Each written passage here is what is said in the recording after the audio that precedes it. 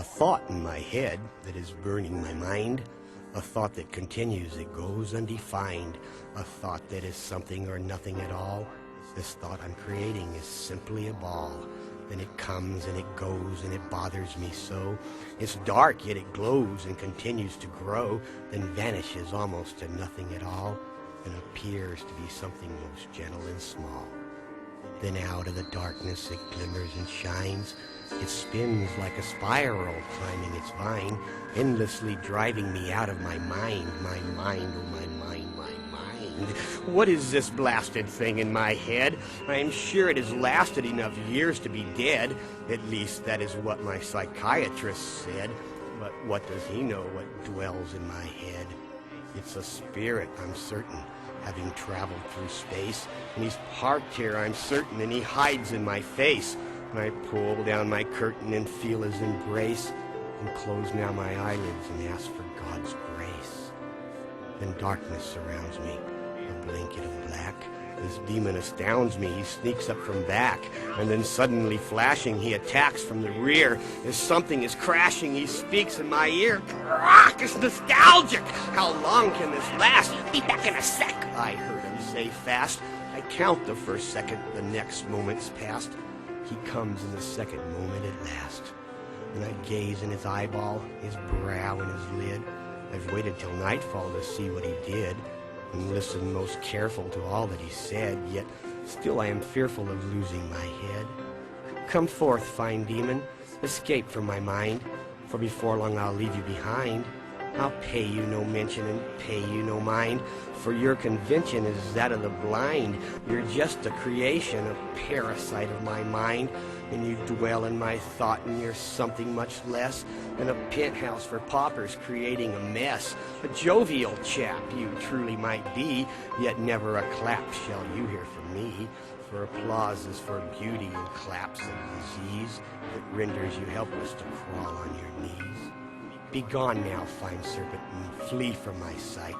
Begin to repent now, I pray that you might, before I avenge thee with all of my might, and crush you completely to oblivion's flight.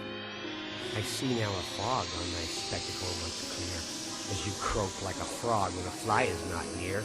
You're the least of a hog, having ne'er shed a tear, and the most of a pig as you cry in your fear. You run like a dog from the master you fear. Farewell, feathered demon, fly well as a seaman, or land in by ocean, yet never to land.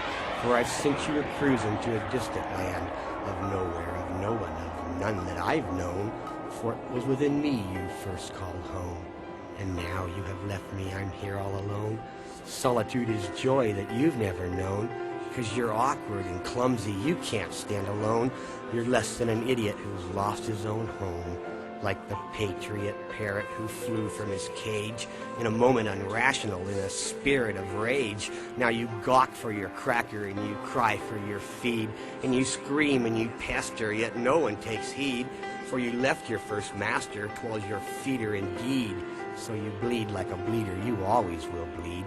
You're not but a beggar, you do no good deed. I venture to say there is no one you need.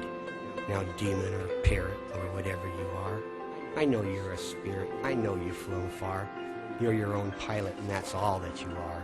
So vanish completely now, never appear. For I am now certain it's but I who can hear your squawking and gawking and crying with fear. For certain you know your destruction is near. For I am the destroyer, the master you fear. For I am your creator, your end is here. Your enemy is fear. You're dying, you're dying, you're dying, my dear. Patriot pauper of a parrot, stand clear. You're nay but a spirit, you've never been here. Sitting silently, solo and lonely, singing softly, slowly and gently, knowing only the songbird is lonely. Truth is all and nothing is less. Love is more, nonetheless. It's truly a ball, as I recall, to not get an answer and still get a yes. Considering less could be quite a mess unless the answer is yes. And yes, of course, could be much worse, and worthless, of course, when said to mean less than yes.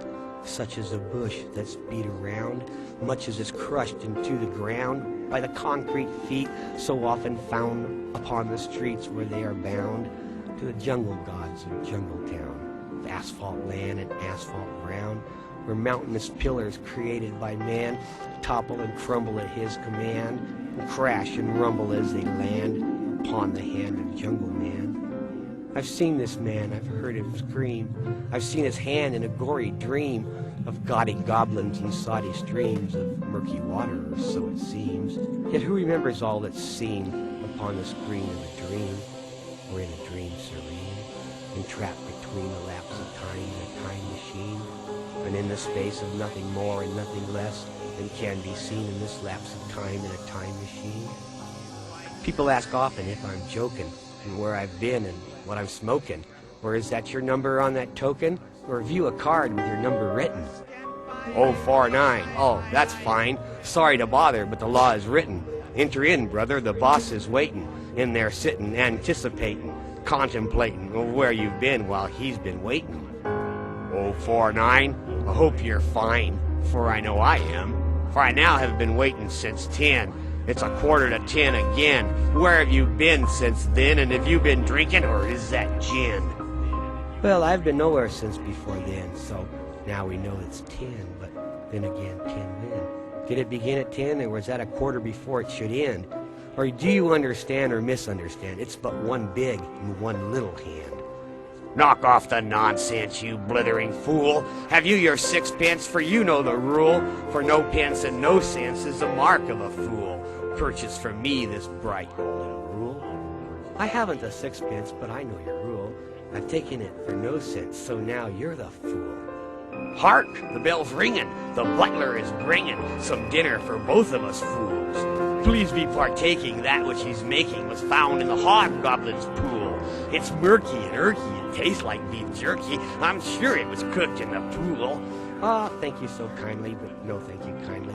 I'd rather not eat if it's cool, for I must depart now and begin to start now. The end of breaking my heart. It's such a pity to live in this city that's falling apart every day, while mountains are growing, harvesting, sowing, crop after crop every day, and buildings are rumbling, crumbling, tumbling, falling apart every day, while Jungle Man standing obeying the commanding asphalt god in his heart.